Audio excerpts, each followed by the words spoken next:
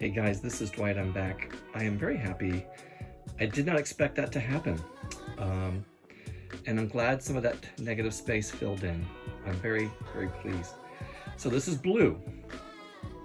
Hello, blue.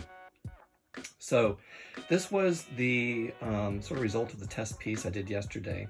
And I wanted to tell you a little bit what I did differently today. And that was, if you notice at the beginning, I laid down a blue base coat, and that was only Artist Loft Acrylic Flow White mixed with Artist Loft Acrylic Flow Blue, but it was thinner than the rest of my paints.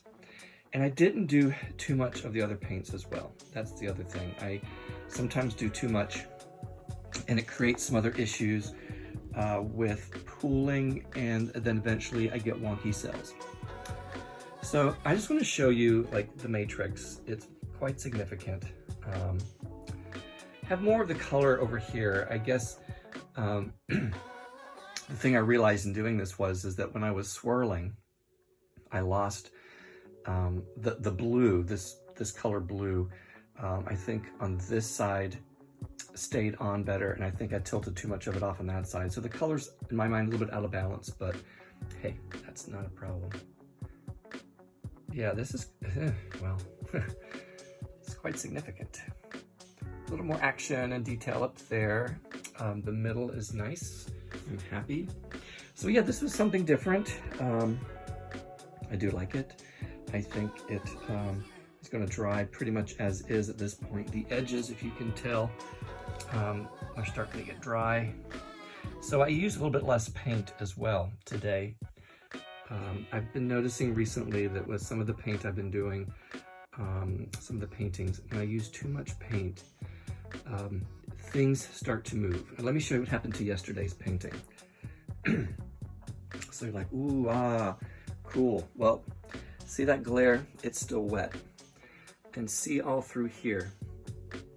Sorry for the glare of the window, but it's all misshaped, and it also went off the edge over there.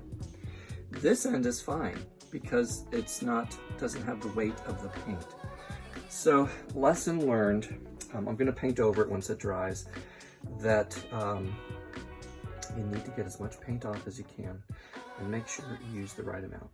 Now, I know some of you recently have asked for my formula.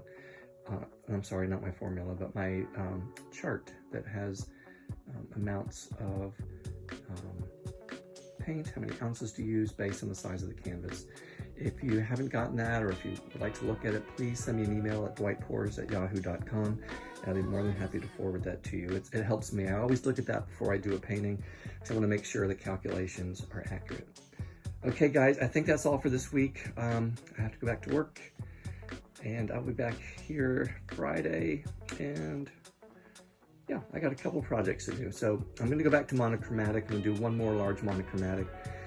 This has taught me a lot, so I'm going to do a gray and black and white one. Who knows, I may add some blue to it just to add some contrast. So we shall see. Okay, guys, take care.